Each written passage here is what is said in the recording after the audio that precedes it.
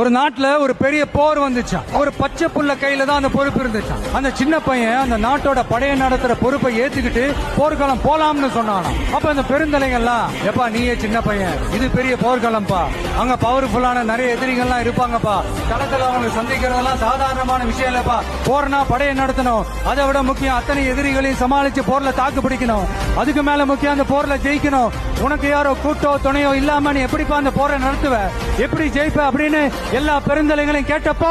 எந்த பதிலும் சொல்லாம போருக்கு தனியா தன் படையோட போன அந்த பாண்டிய வம்சத்தை சேர்ந்த அந்த பையன் என்ன செஞ்சான்னு கெட்ட பையன் அந்த சின்ன பையன்